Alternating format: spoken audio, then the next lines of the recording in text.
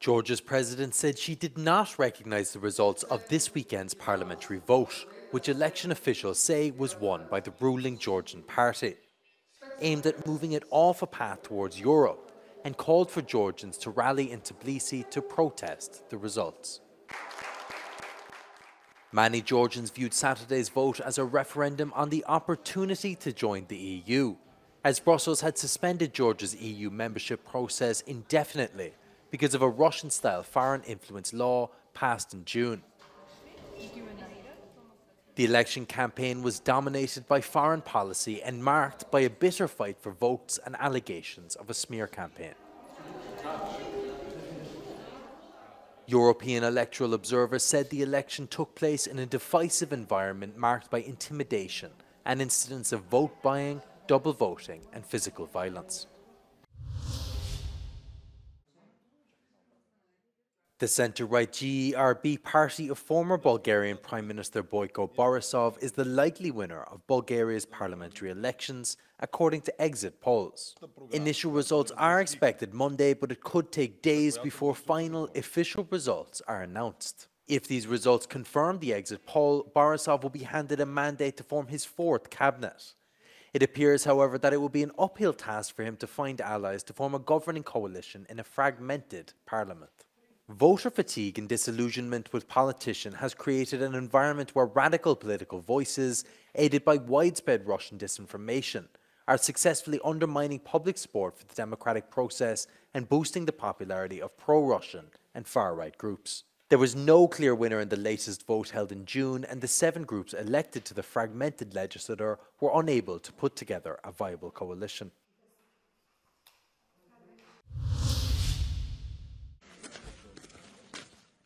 At least 6 people have been injured following an overnight Russian strike on a 9-story apartment building in Kharkiv. Regional Governor Ole Sinegubov reported a series of attacks across the Kharkiv Oblast, causing more than 50 people to evacuate from the Kupiansk area as Russia intensified attacks. On the other hand, Russian Defense Ministry footage released on Monday claims to show artillery units destroying ammunition depots, concentrations of manpower and military equipment of Ukrainian armed forces in Ukraine.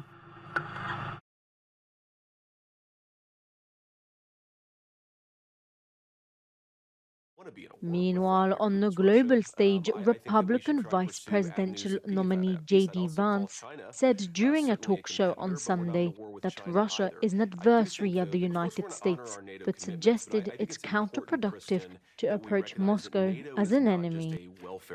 It should be a real alliance. And this NATO Secretary General Mark Rutte confirms the presence of North Korean troops in the Russian border region of Kursk after a meeting with South Korea's secret services. Deployment of North Korean troops represents 1, a significant escalation in the DPRK's ongoing involvement in Russia's illegal war. 2, yet another breach of UN Security Council resolutions. And 3, a dangerous expansion of Russia's war. For Rutte, the Russian president's reliance on the support of third countries is a sign of Putin's desperation. Ukraine's secret services had already detected 11,000 North Korean troops training in eastern Russia. North Korea had already sent both arms and manpower to Russia.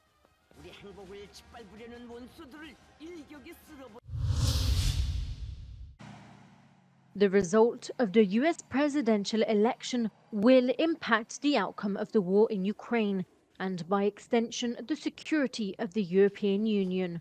While Donald Trump claims he could negotiate a peace deal between Kyiv and Moscow in 24 hours, his return to the White House and isolationist stance suggests that Europeans might have to shoulder most of the support for Ukraine. There's no way she becomes president. There's no way.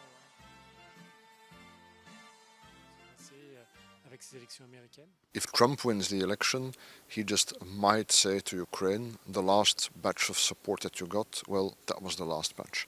And that would cause a great problem because Europe is not ready to take over, and it means that within 3, 4, 6 months Ukraine could find itself without sufficient war material to prosecute a war.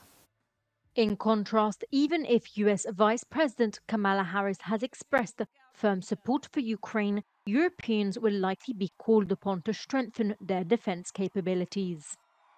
I assume that even if Harris wins the elections, that she will say to the European allies, this is your problem in the end, and you will have to take over the burden of militarily supporting Ukraine. But I assume Harris will leave us time. She will do so gradually. Regardless of the US election outcome, the European Union is expected to maintain its support for Kyiv, but it will likely need to reevaluate their priorities and strategy. The question is, what is in the end our strategy? And the last European Council said, we will support Ukraine for as long as it takes, as intensely as it takes, until the liberation of all of its territory. But do our military and political leaders really believe that? If so, they should give a lot more arms and ammunition. But if actually they no longer believe that, then they should decide, what is then the second best option, or the least bad alternative, but an alternative that is feasible. The US election serves as a wake-up call for the EU. Europeans must prepare to navigate a rapidly changing world order and may need to rely more on themselves in this new geopolitical landscape.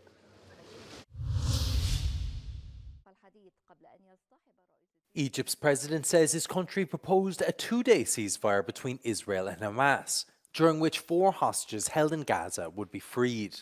Speaking in Cairo, the president also said the proposal includes the release of some Palestinian prisoners and the delivery of humanitarian aid to the besieged Gaza Strip. Egypt has been a key mediator along with Qatar and the United States. This is the first time Egypt's president has publicly proposed such a plan. Meanwhile, an Israeli strike on a school sheltering displaced people in the Shati refugee camp of northern Gaza killed at least 11, according to local authorities.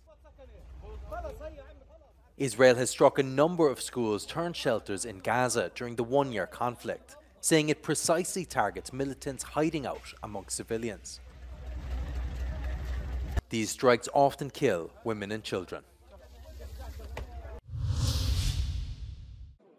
Many Volkswagen employees gathered in front of the company's headquarters in Wolfsburg, Germany, as they're not happy with recent decisions taken by the car manufacturer.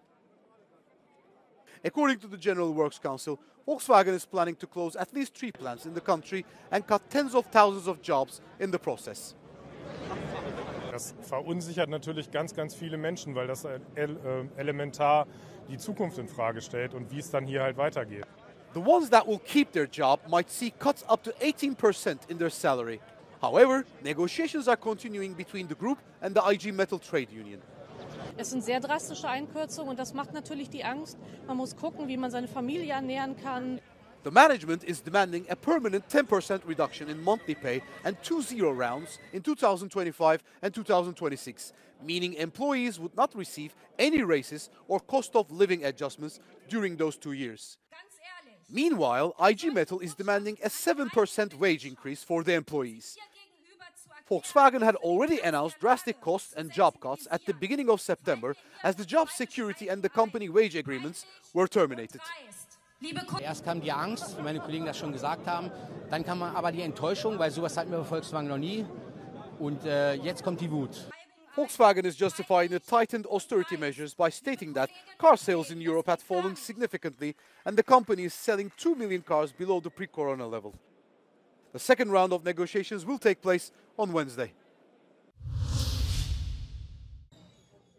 COP16 biodiversity is entering its final week in Cali, Colombia. Representatives of indigenous communities from all over America are taking part to call on countries to honor the commitments they made 2 years ago. Nuestros gobiernos no toman decisiones rápidas, demoran en implementar. Se están dedicando a implementar leyes, están normalizando, pero no están haciendo un trabajo para invertir en aquellas actividades como para recuperar, conservar la biodiversidad. International negotiations are underway to clarify the implementation of the global biodiversity framework adopted by nearly 200 countries at the end of 2022. It includes 23 targets. So far, we have 17% globally in terrestrial and only 8% in marine and coastal. So there is a strong call to action to that in the national action plans or in the updated targets from the different countries to enhance the protection. But that target cannot go alone without the other target, that is the target number 2, that is to promote the restoration. The European Union claims to be entering the final discussions as a leader in the fight for biodiversity. We had Natura 2000 is a vast network of connected protected sites. So because of that, in the nature restoration law, we are quite confident that the 2030 goal for the land, we will relatively soon reach. For the water, it's a bit more complicated. But also on this, we're working a lot. We will come forward with a water resilience strategy. According to the UN, green investments need to be tripled to achieve the 2030 targets.